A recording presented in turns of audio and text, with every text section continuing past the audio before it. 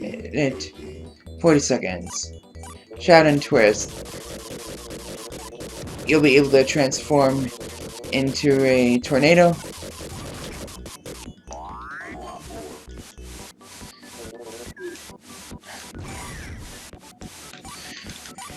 Repeatedly hit the jump button, you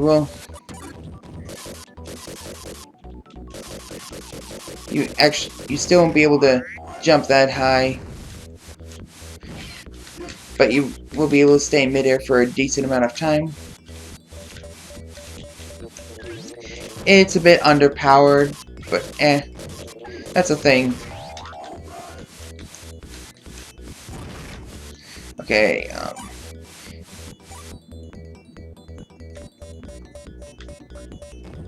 I feel more comfortable just jumping onto that platform.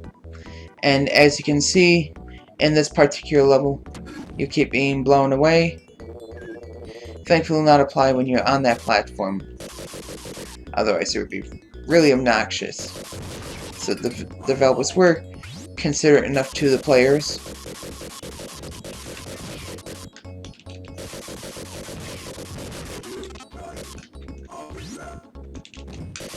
This level is actually pretty lengthy.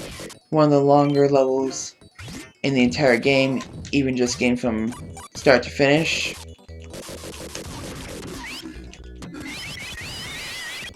Don't take it for granted, don't take it for granted.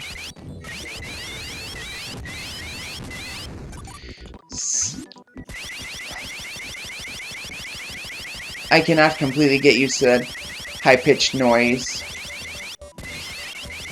I have to admit it. I have to admit.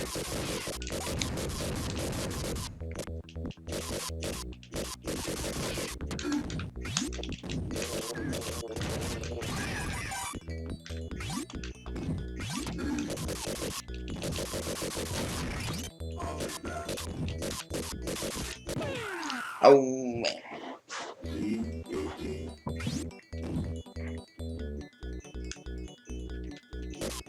Anyway, just keep going. I have 10 lives to spare. I cannot possibly lose. Okay, I was hoping I'd be able to use my jets to be able to burn that insect, but nope. Just barely out of reach.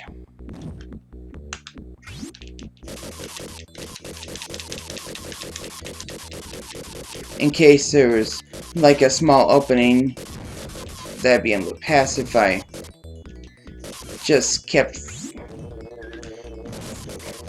falling freely.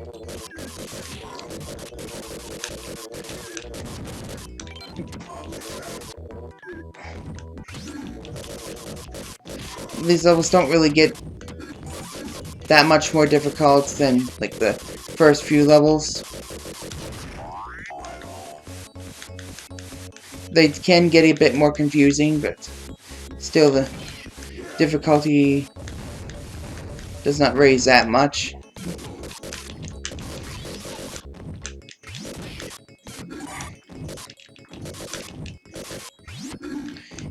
Even on the hard difficulties, this is still technically a fair game.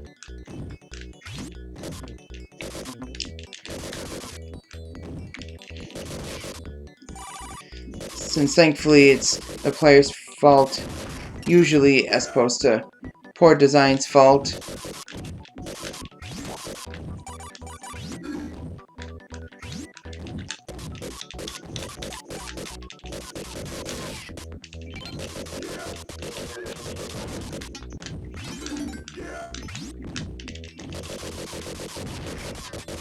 Okay, mine.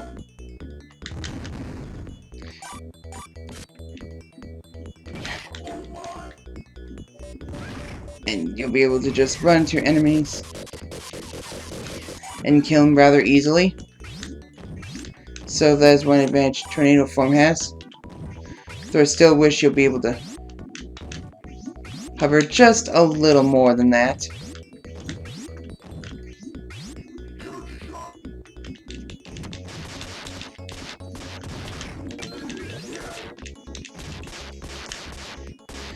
lengthy level, I say.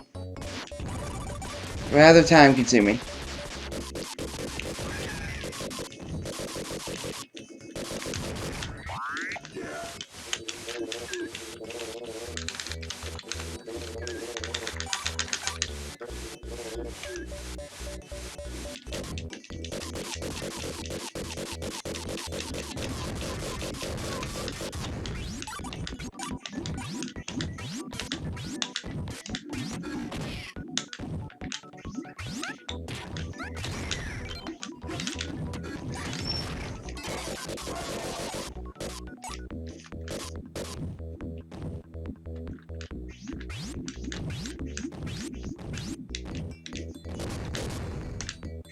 At last, this is not one of my favorite levels, and well, Vectorman's getting blown to the left side of the screen. I've never seen that before. That's kind of funny.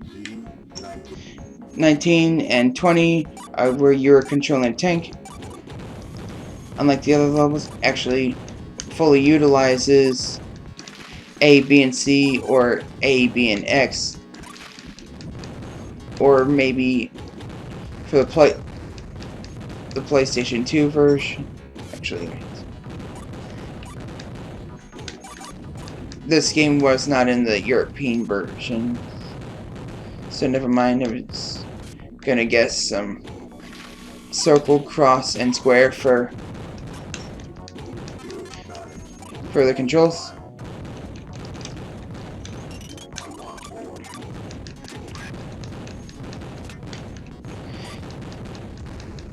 These levels are kind of fun, though it is kind of ridiculous that despite being a tank, Vectorman is still able to jump as that form. It's ridiculous, but just another minor complaint.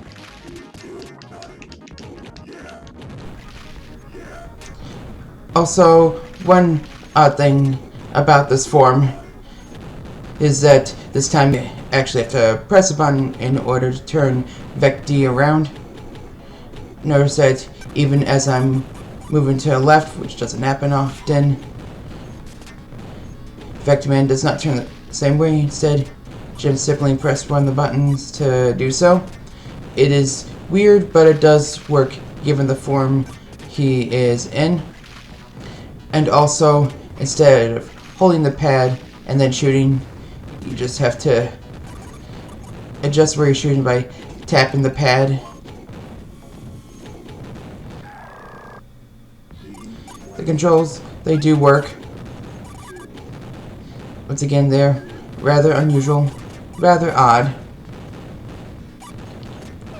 Jeez, Vectorman sure does make an athletic tank. And I'd like to ask my past self what's been going on when the game was paused. I think we can all agree, say what you want about the games on Sonic Gems Collection. I think we can all agree that adding extra Game Gear games, given that they were in Sonic Adventure DX,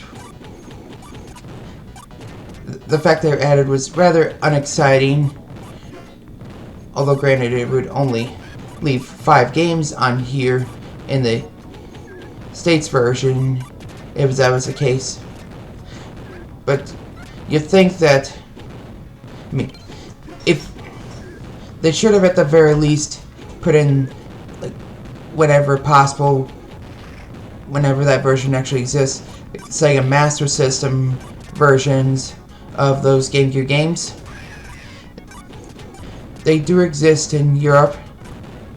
There's been Master System versions of Sonic the Hedgehog 2, Sonic Chaos, and probably a few others that I'm not fully aware of. Because you may have guessed with those games, you'd be able to see a bit more on the screen. It would certainly make Sonic 2 for this version, Sonic 2, more playable, given that game is just downright unfair. And of course, that complaint applies to Sonic Mega Collection Plus, that they should have at least added the home console versions of those games whenever they exist. See, now that we're finished being a tank, it's time to go through one last brief level before the last boss of the game. Not a very challenging level.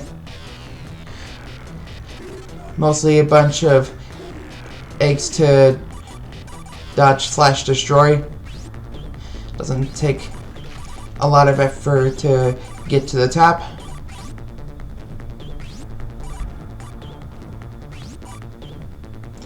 Rather brief stage. You'd think it'd be a bit more challenging than this. I only got hit twice there. Queen for a day. Well, it's time to be dethroned. Right, I will say, Warhead, she is not.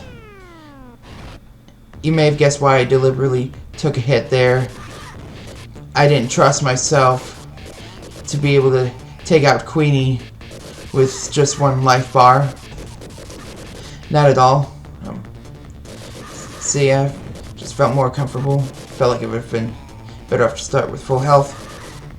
But anyways, in this final boss, you just have to aim for the brain over and over and over. There are 2 moving platforms. Once you deal enough damage, they will disappear as you deal damage to the so-called queen. The one thing, you have to stand on the very edge of them so that the Black Widow will not be able to reach you.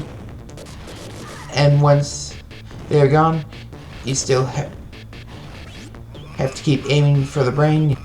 Still gotta deal a decent amount of damage towards her. Again, Warhead, she is not, but it's an okay final boss, I suppose. Though you do wish there was a bit more to it. Also, these voice clips are really high quality for a Mega Drive game. That is one clear disadvantage the Mega Drive had over the SNES, how Nintendo system had much better quality when it comes to voices. Like obviously the SNES is higher quality when it comes to music, but it seems even more so relevant, more so the case when it comes to voice clips.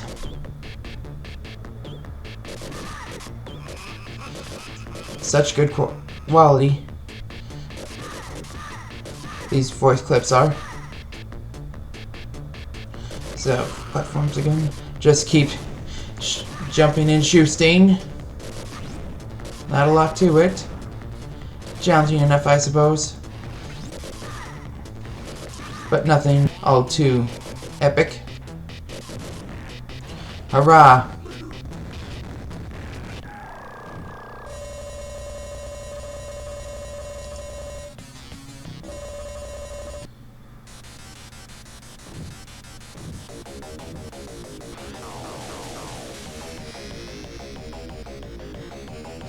Victory! Hells yeah, Vectorman, you rock. Too bad this franchise is dead. Hasn't even made cameo appearance in other Sega games, which that company seems to have a habit of doing, referencing other Sega franchises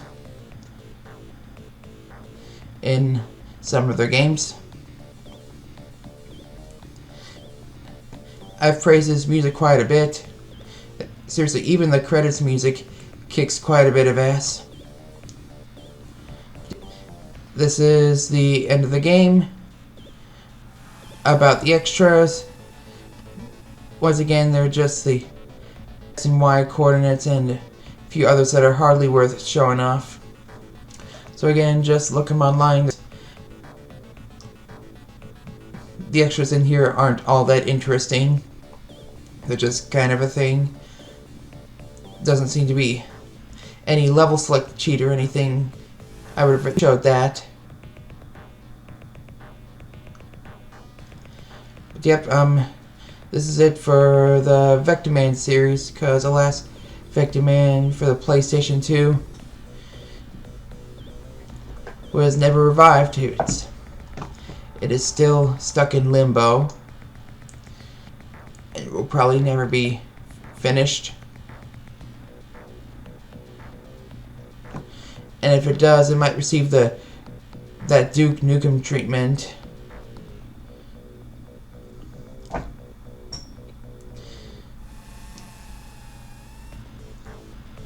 So this concludes this well-aged, somewhat obscure franchise.